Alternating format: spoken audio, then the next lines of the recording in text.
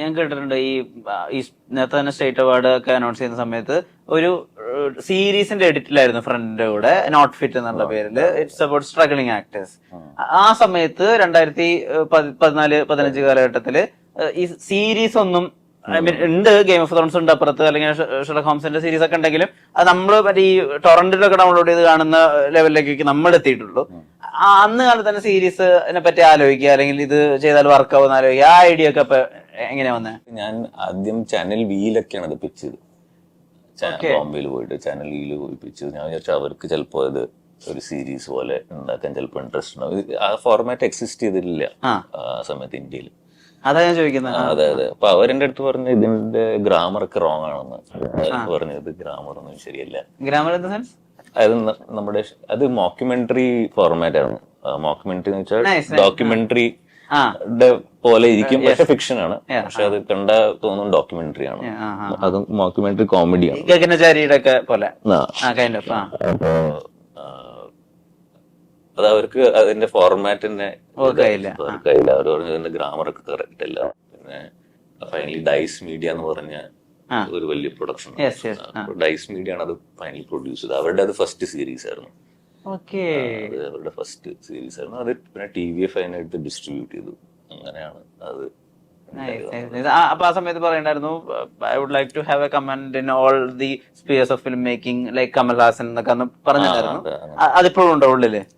ഉണ്ട്. പക്ഷെ എനിക്ക് തോന്നുന്ന ആക്ടിങ്ങിൽ തന്നെ എനിക്ക് വാസ്റ്റായിട്ട് കിടക്കുന്നുണ്ട് കുറെ കാര്യങ്ങൾ ചെയ്യാൻ. അപ്പോ ആസ് എ റൈറ്റർ ഡയറക്ടർ എത്രത്തോളം എനിക്ക് അതില് സ്റ്റാമിനയും എനർജിയും കൊടുക്കാൻ പറ്റും അത് ഉണ്ട്. എല്ലാം ചെയ്യാൻ പറ്റുകയാണെങ്കിൽ ആക്ച്വലി ലൈക്ക് കമൽഹാസൻ അത് ഭയങ്കര വലിയ ഒരു നേട്ടമായിരിക്കും. പക്ഷെ ഞാൻ നോക്കുമ്പോ ശരിക്കും ഇതുപോലത്തെ വളരെ ടാലന്റഡ് ആയിട്ടുള്ള എത്ര ഡയറക്ടേഴ്സ് ഉണ്ട്. അതൊരു എസ്കേപ്പിസം അല്ലേ?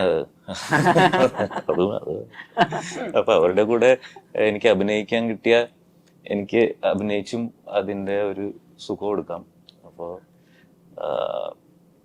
അതുണ്ട്. പക്ഷെ something that I keep considering only. Okay. പക്ഷെ നമുക്കിപ്പോ സുദേവ് കണ്ടിട്ടുള്ള ഭയങ്കര ക്ലാസിക് ആയിട്ടുള്ള ഒരു സിനിമ, ആ സിനിമയിൽ യൂസ് ചെയ്തിട്ടുള്ള ടെക്നിക്സ് ഇപ്പൊ കമൽഹാസൻ സാറിന് എക്സാമ്പിൾ ആയിട്ട് എടുക്കാം. അദ്ദേഹം റോഷമാൻ കാണുന്നു, അത് ഭയങ്കരമായിട്ട് ഇൻസ്പയർഡ് ആവുന്നു. ഇത് എവിടെയെങ്കിലും ഒരു സിനിമയിൽ ഇൻക്ലൂഡ് ചെയ്യണം ആഗ്രഹിച്ച് എഴുതിയതാണ് വിറുമാണ്ടി. വിറുമാണ്ടിയിൽ റോഷമാൻ എഫക്ട് ആദ്യമായിട്ട് പ്രോബബ്ലി വർക്ക് ആവുന്ന ഒരു സിനിമയാണ്. മുമ്പ് ചില ബംഗാളി സിനിമകളിൽ വന്നെങ്കിലും റോഷമാൻ എഫക്ട് ഒരു മെയിൻ സ്ട്രീം സിനിമയിൽ വരുന്നത് വിറുമാണ്ടിയിലാണ്. അപ്പൊ അങ്ങനെ എക്സ്പ്ലോർ ചെയ്യാൻ പറ്റില്ല. അതിനെപ്പറ്റി ആലോചിച്ചിട്ടുണ്ട്? അത് കറക്റ്റ് ആണ്. ഇപ്പൊ ഞാൻ കൺവിൻസ് ആയി. ഓൺ ദ ഫെൻസ് ആയിരുന്നു ഞാൻ. മറ്റേ സൈഡിലേക്ക് അല്ല, ശരിയാണ്, അങ്ങനെ ഉണ്ട്. ഇതൊരു ഇതുണ്ട്. പക്ഷെ നമുക്ക് ചിലപ്പോ ഒന്ന് നമ്മുടെ അത് ഫാന്റസി ആണോ റിയാലിറ്റി ആണോ എവിടെയാണ് ലൈൻ നമ്മൾ ഡ്രോ ചെയ്യണോ നമ്മൾ ചെക്ക് ചെയ്തുകൊണ്ടിരിക്കും. ലൈൻ ഡ്രോ ചെയ്തിട്ടില്ല. ഉള്ളിലുണ്ടോ? തീർച്ചയായും ഡയറക്ടറായിട്ട് ഉടനെ നേരത്തെ പറഞ്ഞല്ലേ ഈ അർഹതയില്ലാത്ത പണം, അല്ലെങ്കിൽ ആളുകൾക്ക് അർഹതയുണ്ടെന്നാൽ പണം അവിടേക്ക് എത്തുന്നില്ല എന്നുള്ളത്. അപ്പൊ നമുക്കറിയാം ഈ റിക്കറിംഗ് ആയിട്ടുള്ള ഇന്റർവെൽസിൽ സിനിമ ലഭിക്കുന്ന ആളുകൾക്ക്, പ്രത്യേകിച്ച് വലിയ ധനാഢ്യമായിട്ടുള്ള സാമ്പത്തിക ചുറ്റുപാടൊന്നും ഇല്ലാത്ത ഒരാള് എങ്ങനെ അയാൾക്ക് ഒരു സിനിമയും വലിയ പ്രതീക്ഷയാണ്, ഓരോ റിലീസും അയാളുടെ റെസ്യൂമേൽ ആഡ് ചെയ്യാൻ വേണ്ടി കൊതിക്കുന്ന ഒരു അവസ്ഥയിലുണ്ടായിരിക്കും. അപ്പം ഇതിനകത്ത് ഒരു സ്ട്രഗ്ലിംഗ് ആയിട്ട് ഒരു ആക്ടർ അനുഭവിക്കുന്ന ഒരു മെന്റൽ സ്ട്രഗിൾ ഉണ്ടല്ലോ, അല്ലെങ്കിൽ മെന്റൽ സ്പേസ് ഉണ്ടല്ലോ, അതെങ്ങനെയാണ്?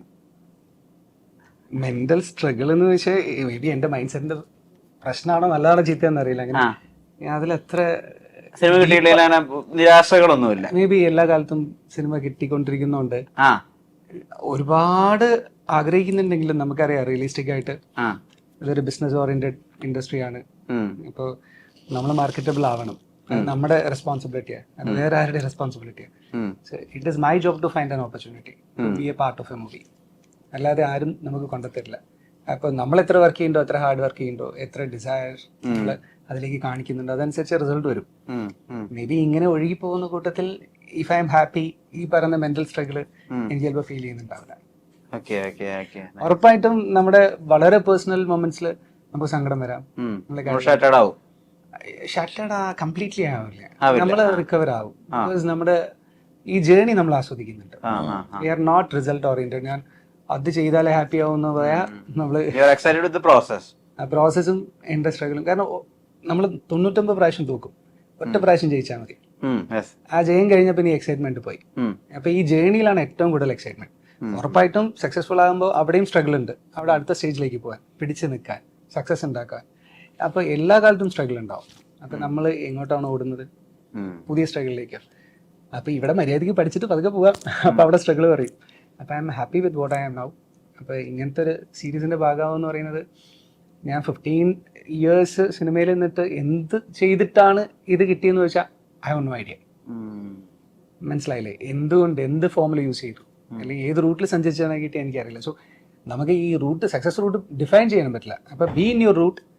അല്ല, ഇപ്പൊ ഇപ്പോഴും ഒരു ഫസ്റ്റ് ഷോട്ട് നിൽക്കുമ്പോ ഈ സ്വപ്ന സഞ്ചാരിയിൽ ആദ്യ ഷോട്ട് ആലോചിക്കും. അല്ല, ഇപ്പോഴും ടെൻഷൻ ഉണ്ട്. അതുപോലെ തന്നെ എല്ലാ സിനിമയും നമുക്ക് പുതിയതാ, എല്ലാ ക്യാരക്ടറും പുതിയതാ. കാരണം നമ്മൾ ഒരേപോലെ ചെയ്ത് കഴിഞ്ഞാൽ 2 സിനിമ കഴിഞ്ഞാൽ പിന്നെ വീട്ടിലിരിക്കേണ്ടി വരും.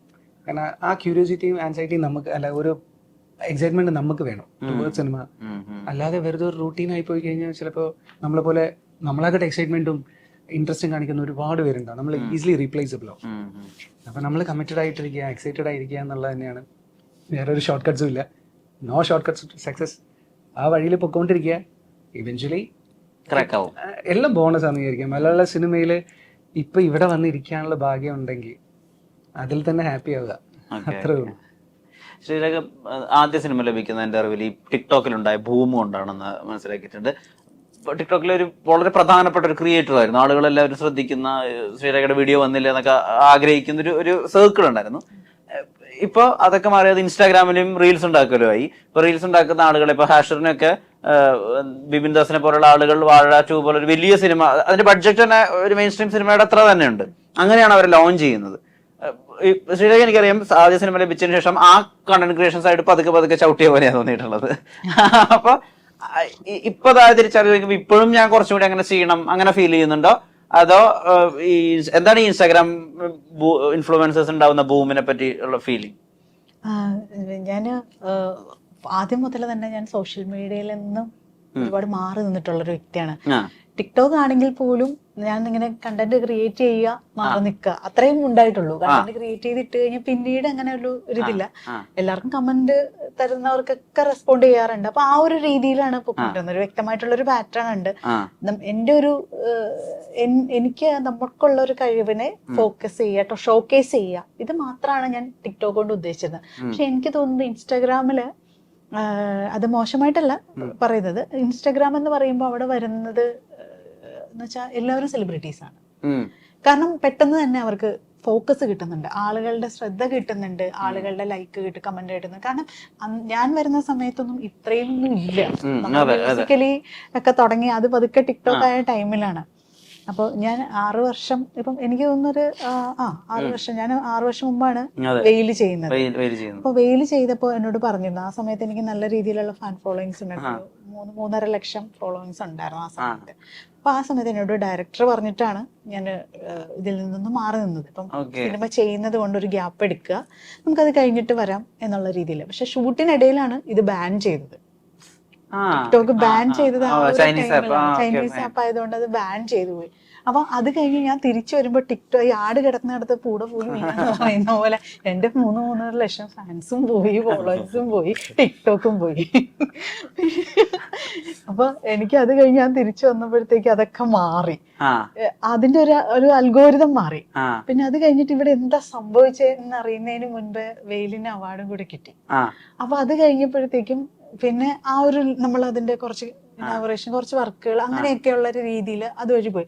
അപ്പോഴും മാറുമെന്ന് എത്തി നോക്കുമ്പോ ഇൻസ്റ്റാഗ്രാം ഒക്കെ മാറിപ്പോയി. നമ്മൾ അറിയുന്നത് പോലെയല്ല ഇപ്പൊ ഇത്. പക്ഷെ അധികം വൈകാതെ പ്രതീക്ഷിക്കാൻ ഞാനും വരും. കംബാക്ക് ഉണ്ടാവും.